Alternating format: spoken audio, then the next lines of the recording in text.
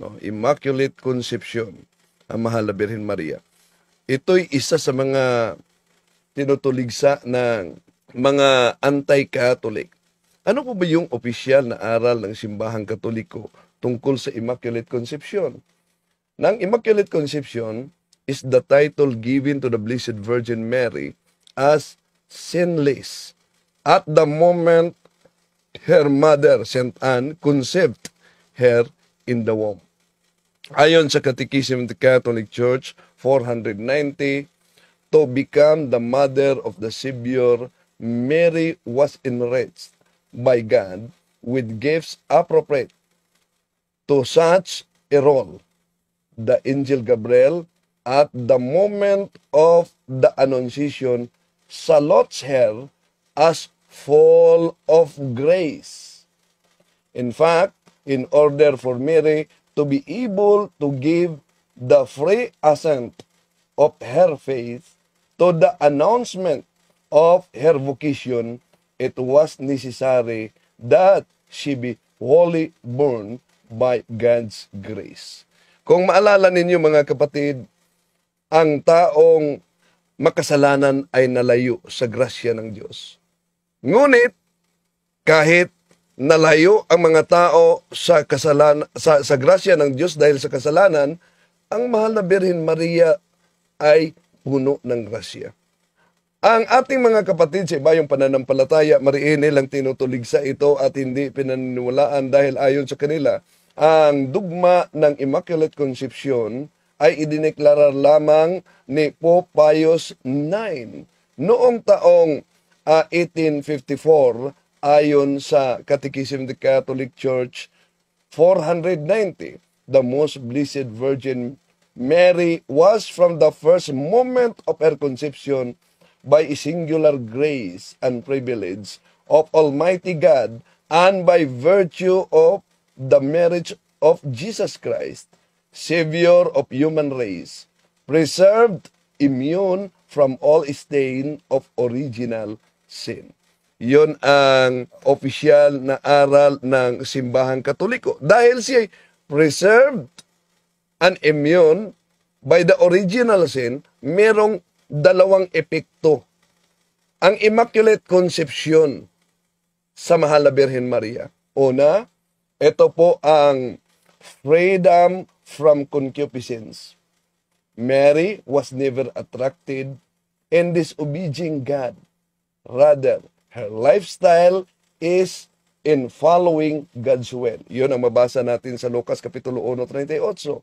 Let it be done to me according to your word. At ikalawa, yung freedom from actual sin. So, yun ang epekto ng Immaculate Conception. Sasabihin ng iba, abay, posible naman. Ang lahat ng mga tao ay nagkasala, hindi yun imposible.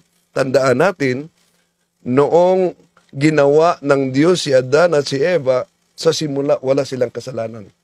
Ano ang nawala kay Eva ay ibinigay ng Diyos sa bagong Eva, na ito'y si Santa Maria.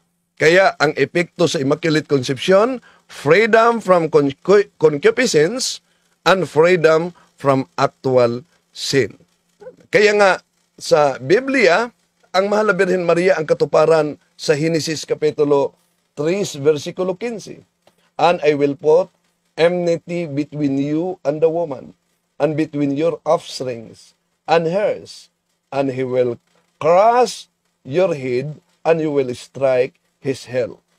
Ang katuparan diyan ay ang mahal na Birhen Maria. Hindi yan si Eva dahil si Eva ay nahulog na sa kasalanan. Kaya ang babaeng binanggit sa Genesis 3:15 ay siyang binanggit ng ating Panginoon Jesucristo sa Juan Kapitulo 2, versikulo 4, Juan Kapitulo 19, versikulo 26, babae. Dahil ang titulong babae ay ibig sabihin opisyal na kalaban ng serpente, ng ahas.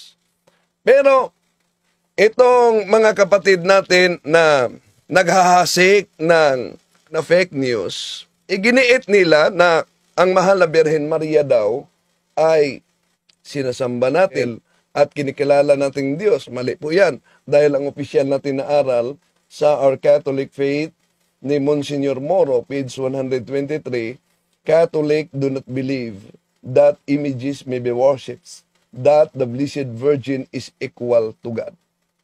Iyon ang opisyal na aral ng Simbahang Katoliko. Now ngayon, itong doktrina na ang ating mahal na Birhen Maria ay walang anumang bahid sa kasalanan. Ibig sabihin, Immaculate Conception. Biblical ba ito? Una, kung sisilipin natin mga mahal na kapatid, ang talata sa Mateo Kapitulo 7, versikulo 18, ito ang ating mabasa. A good tree cannot bear bad fruit, nor can a rotten tree bear good fruit. Malinaw ang pahayag mismo ng ating Panginoong Jesucristo. Kung gayon, na ang puno ay makilala sa kanyang bunga, so kung ikumpara natin ang ating Panginoong Jesucristo sa mahal na Birhen Maria, si Jesus ay bunga. Ibig sabihin, binhi. At ang mahal na Birhen Maria naman, yung puno. Di po ba? Anong mabasa sa Mateo Kapitulo 7, versikulo 18? A good tree cannot bear bad fruit. At ano naman ang mabasa sa Lucas Kapitulo 1, versikulo 45, mga kapatid? Simulan natin sa 41, 42. Ito ang sabi ni Santa Elizabeth. When Elizabeth heard Mary's greetings, the infant leaped in her womb, and Elizabeth, filled with the Holy Spirit, cried out in a loud voice and said, Blessed are you among women, and blessed is the fruit of your womb. So, malinaw na ang bunga sa kaniyang sinapupunan ay ang ating Panginoong Jesucristo. At ano ang sabi ni Santa Elizabeth? Most blessed are you among women, and blessed is the fruit of your womb. So therefore, si Jesus ang mabuting bunga. Walang kasalanan. At nagmula siya sa mabuting puno na si Santa Maria. Kaya kung si Santa Maria ay makasalanan, abay, logically, si Jesus dito ay mapapasahan din mga kapatid ng kasalanan. Di po ba? Kung ang kanyang nanay ay makasalanan. Kaya tuloy, lalabas na makasalanan ng ating Panginoon Jesucristo kung si Santa Maria ay makasalanan. Hindi pwede yan. Alam naman nating lahat mga kapatid na ang ating Panginoon Jesucristo ay walang kasalanan. Yun ang paniniwala kahit na sa mga nagsusulputang sikta. Kaya dapat tanggaping si Santa Maria ay hindi alipin. Job chapter 14 verse 4, But will anyone produce the pure from what is impure? No one can. Napakalinaw ang mabasa sa Job chapter 14 verse 4. Walang makagawa na malinis o puro o walang bahid sa kasalanan na nagmula sa isang hindi puro, hindi malinis. Ibig sabihin, marumi, makasalanan, o nabahiran sa kasalanan. So kung ikumpara natin sa Diyos, si Jesus at si Santa Maria, ganito ang tinutukoy sa talata, mga kapatid, na nabasa natin. But will anyone, ibig sabihin sa Diyos, produce the pure, ibig sabihin ang ating Panginoon Jesucristo, from what is impure, Mary, no one can. Yun ang mabasa sa Job chapter 14, verse 4, kung pag-aralan natin mabuti. So, kung si Santa Maria ang tinutukoy ditong impure, ibig sabihin marumi dahil nagkasala, hindi pipiliin ng Diyos ang mahal na Birhen Maria para magdala sa napakalinis o walang kasalanan na Panginoong Hesukristo. Kaya logically mga kapatid, Tama lang na si Santa Maria ay malinis o walang anumang bahid sa kasalanan dahil ang ipinanganak niya ay walang bahid sa kasalanan. Wala naman ito ang ibang sikta sa talatang Sirach 34:4.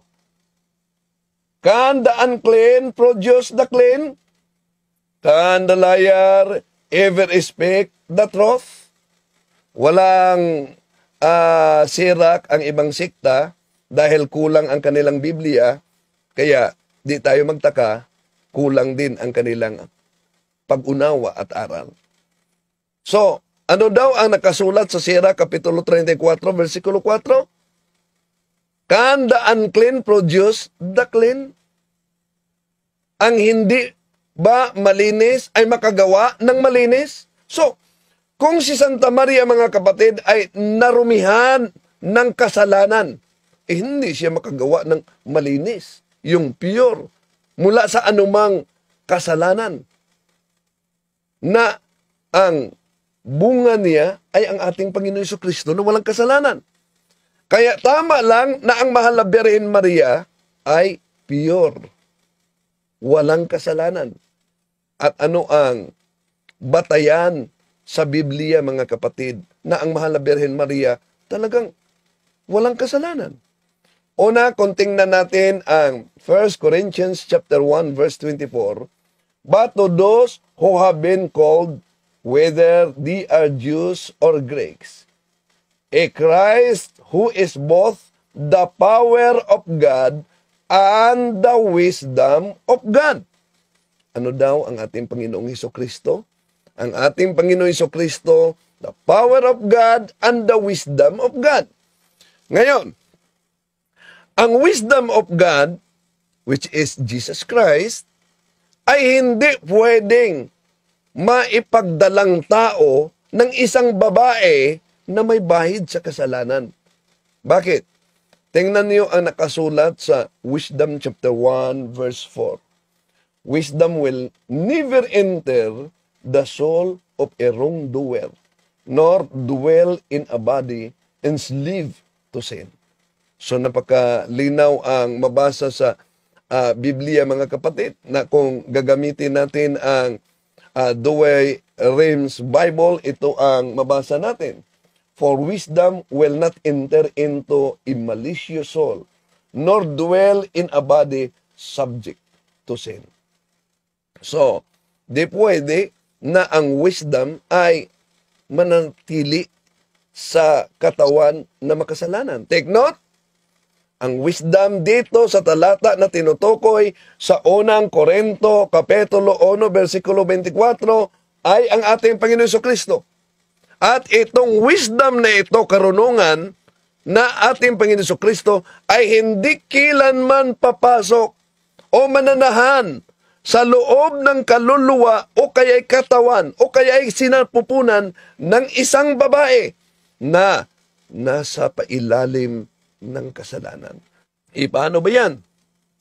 Sa Biblia din, mga kapatid, sinasabing si Jesus bilang wisdom of God ay nakapasok sa loob ng katawan o sinapupunan ng isang babae na ang ating mahal na Birhen Maria.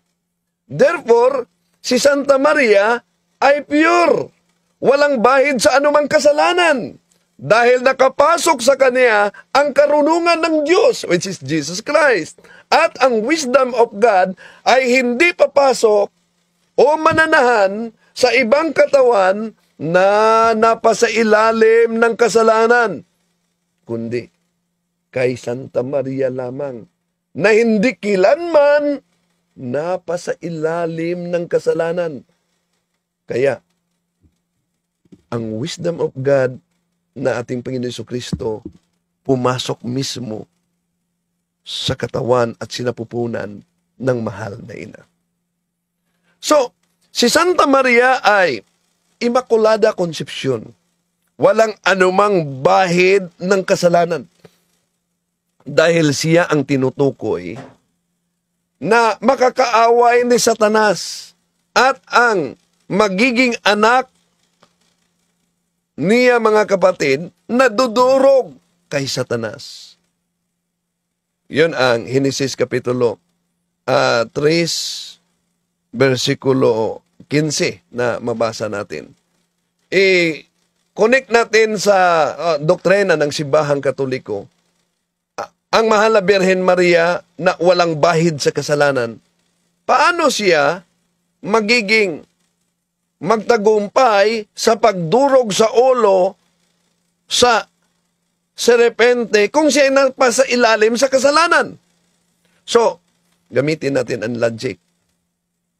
Sa Henesis Kapitulo 3, versikulo 15 na nauna nating binanggit. Remember, ang demonyo diyan, ang serpente, tinatawag na ahas because snakes are silent but deadly. Ang babaeng ito ay hindi pwedeng si Eva, mga kapatid. Dahil una, si Eva ay nahulog na sa kasalanan. Sumuway siya sa utos ng Diyos. Kaya, nasa ilalim siya sa impluensya ni Satanas. At dahil diyan, mga kapatid, ay hindi kailanman magiging kaaway ni Eva si Satanas. Sa talatang Henesis Kapitulo 3, versikulo 15, dahil nahulog na siya sa kasalanan. Kung hindi si Eva, sino? Walang iba kundi ang mahal na Birhen Maria. Kaya ang Eva sa Old Testament, sa Latin, nagiging Ave. Ave Maria, Gracia Plena, Dominus Tecum. Yun ang pahayag ng anghel. Pero, may objection diyan ang mga nagsusulputang sekta. Ano po ba yung objection nila na hindi talaga pwede na ang Maria ninyong Katoliko ay walang kasalanan? Bakit? Anong talata gagamitin nila? Ito ang gagamitin nila, mga kapatid. Paano natin sasagutin? Mga taga-Roma, Kapitulo 3, versikulo 23, sapagkat ang lahat ay nagkasala at walang sino mang nakaabot sa kaluwalhatian ng Diyos. Yon, dahil sola eskriptura ang ibang mga nagsusulputang sikta. O, nabasa niyo ba? Roma Kapitulo 3, versikulo 23, ang lahat ay nagkasala at walang sino mang nakaabot ng kaluwalhatian ng Diyos.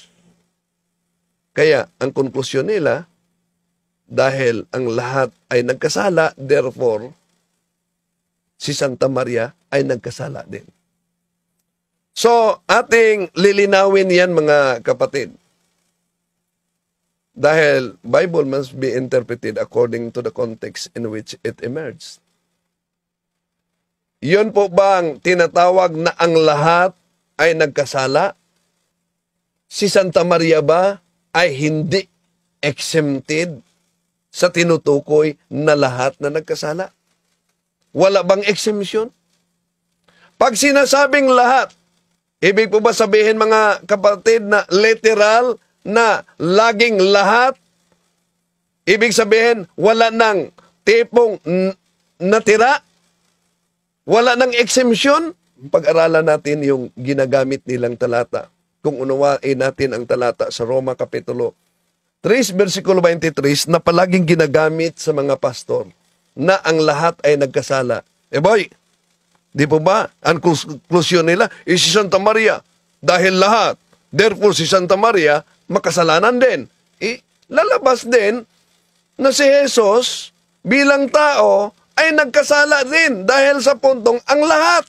Di po ba? Isip-isip naman pag may time. So, paniniwala din ng ibang mga sektang protestante, alam natin na si Jesus ay kilanman ay hindi nagkasala o walang bahid sa kasalanan. So, dito pa lang, mga kapatid, malinaw na may exemption na talaga sa salitang lahat. At hindi ito absolutong walang natira, walang exemption.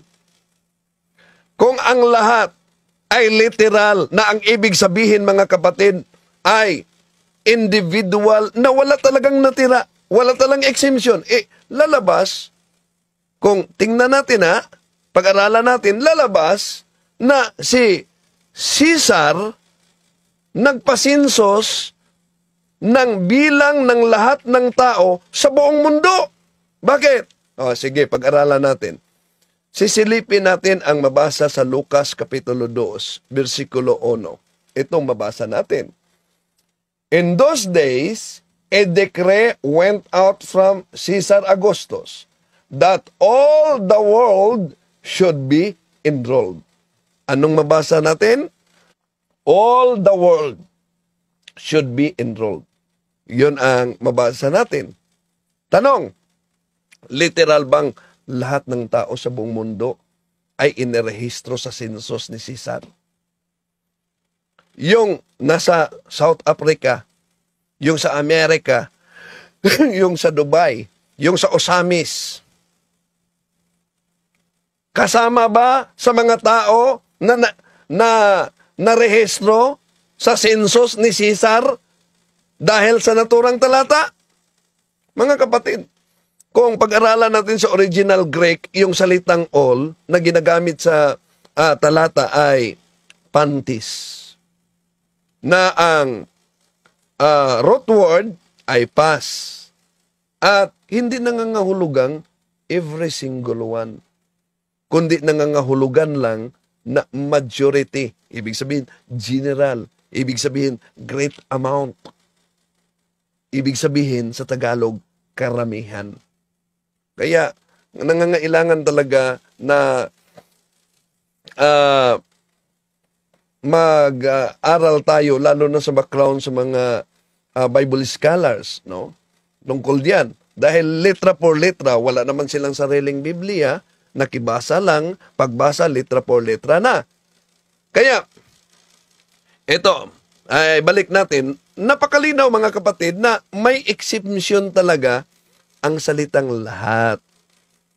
Hindi literal na bawat isang individual ay tipong wala nang natira, wala nang exemption.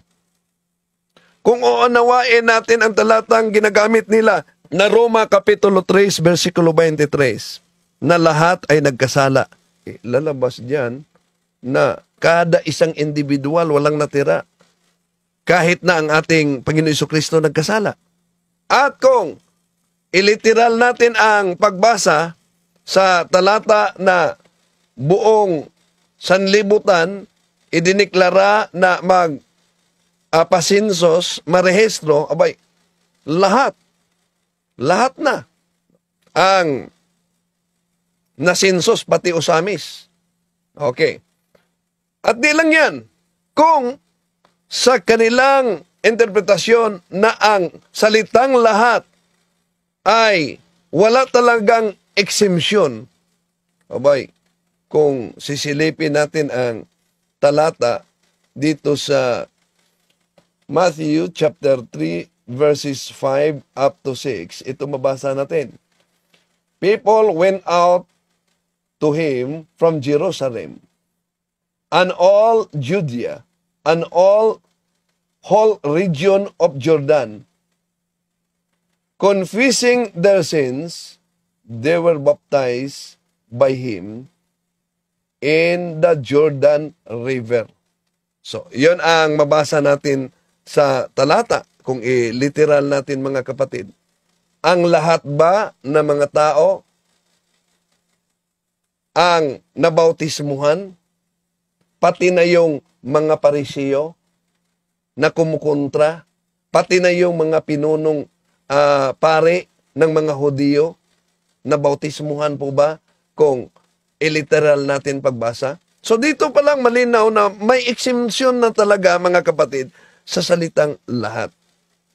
Hindi po literal na yung kada o bawat isang individual na tipong wala na talagang natira o exemption. At kung ang salitang lahat ay literal na ibig sabihin mga kapatid na lahat ng individual at wala nang natira, abay lalabas na si Herodes pala ay kasama sa lahat ng tao na magagalak o magsaya sa pagsilang ng ating Panginoon Jesucristo. Bakit? Tingnan niyo ang mabasa sa Lucas Kapitulo 2, versikulo 10 hanggang 11. But the angel said to them, "Do not be afraid. I bring good news of the great joy that will be for all the people. Today, in the town of David, a Savior has been born to you. He is Christ the Lord." So ano daw ang dala ng mga anghel? Isang balita na papaligaya sa lahat ng tao. Dahil ang sabi dito, lahat ng tao, ibig po ba sabihin, pati na si Herodes natuwa. Dahil ang nakasulat, lahat ng tao ay matutuwa at magsaya sa pagsilang ng ating Panginoon Jesucristo. Kaya mga kapatid, nanatiling may exemption talaga ang salitang lahat. Kung batayan natin ang Biblia, huwag agad-agad maniwala sa letra por letra. Kaya iyon ang kanilang ginagamit sa Roma Kapitulo 3, versikulo 23, dahil sa salitang lahat, idinadawit na nila ang mahal na Birhen Maria. At hindi lang yan mga kapatid.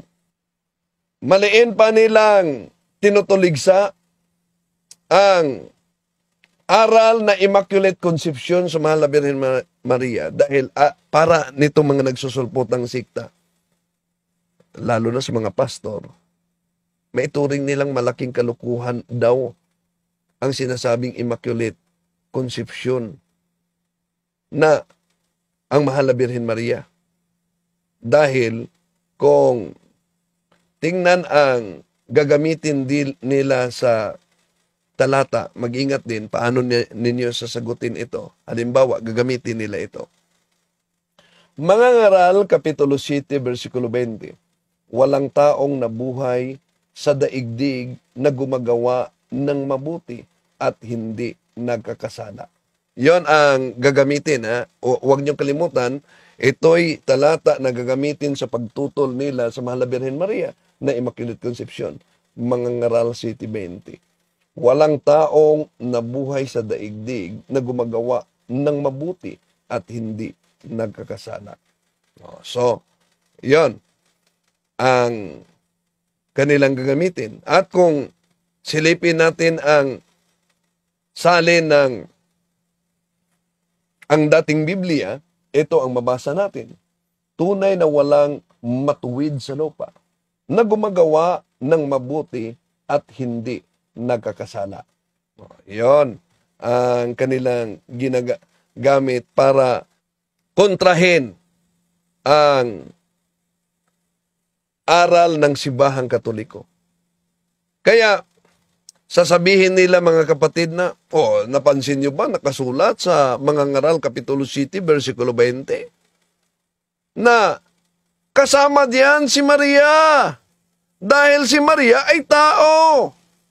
Kaya, kahit nagkot pa kayo, sabi nila mga kapatid, sa Biblia, na ang mahal na Birhen Maria ay walang kasalanan, malinaw daw kung gagamitin ang mga ngaral 7:20 na tumutukoy sa mahal na Birhen Maria.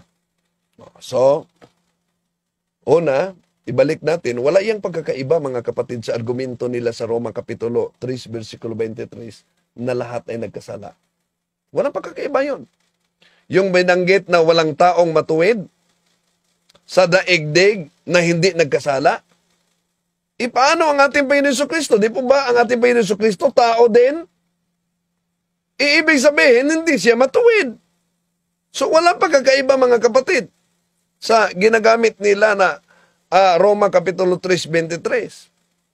Di ba ang paniniwala ng mga nagsusulpotang sikta, ang ating Panginoon Jesucristo kailanman ay hindi nagkasala at walang bahid ng kasalanan. So, kung literal na yung paggamit nila sa mga ngaral 7:20 mga kapatid, kung literal na tanggapin nating sinasabi sa naturang talata, lalabas ng ating Panginoon Jesucristo ay masama at walang taong matuwid sa daigdig na hindi nagkakasala. Kaya isip-isip naman pag may time. So, dito pa lang mga kapatid, malinaw na may exemption sa naturang talata na ginagamit nila. At hindi absolutong walang natira. Kaya kung si Santa Maria ay masama, batay sa talata na ginagamit nila mga kapatid, abay, di pwede na pipiliin si Santa Maria sa Diyos para yung wisdom of God, karunungan ng Diyos, ay papasok sa sinapupunan ni Santa Maria, na ano ang mabasa natin sa 1 Corinthians chapter 1 verse 24? But to those who have been called, whether they are Jews or Greeks, a Christ who is both power of God and the wisdom of God. So si Kristo ang karunungan ng Diyos.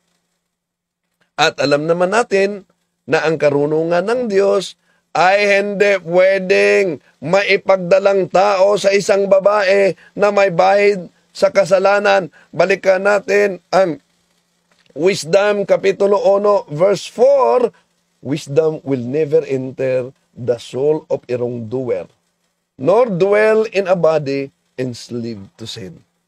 So napakalinaw mga kapatid sa talata na ginamit natin. Balikan natin sino yung wisdom sa talata na mabasa sa 1 Corinthians chapter 1 verse 24? Ang ating Panginoon Jesucristo.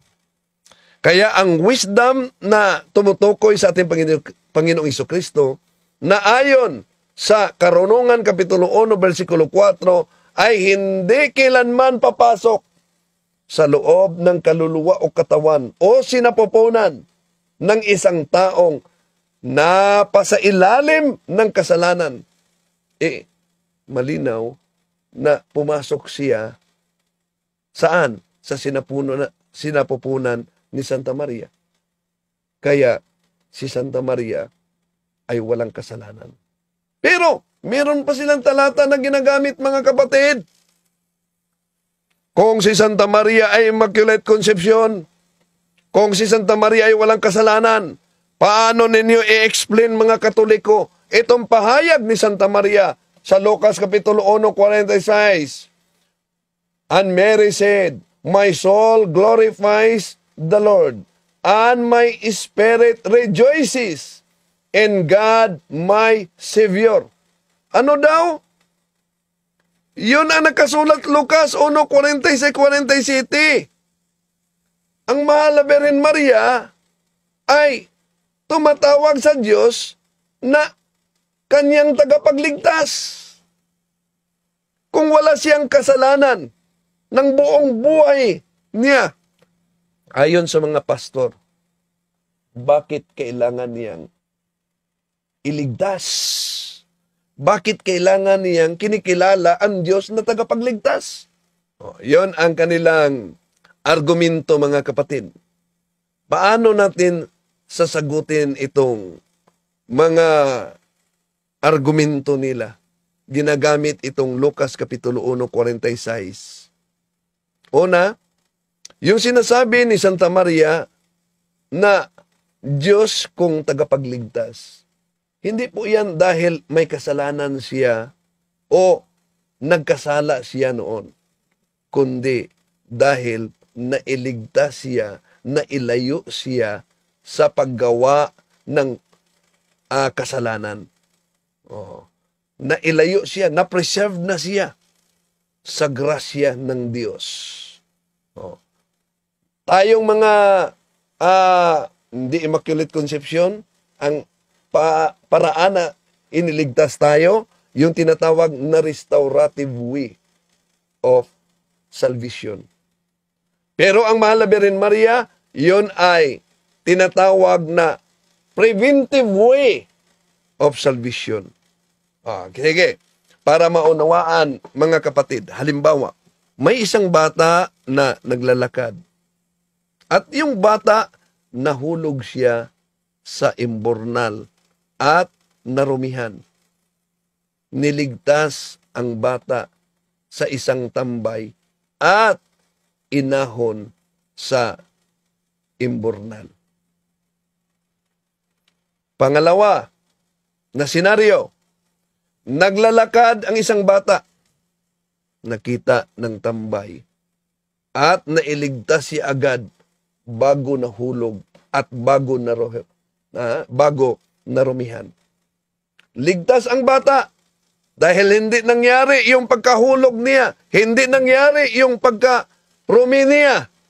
Ganyan ang ginawang pagligtas sa mahal na Birhen Maria. Preserved from the original sin.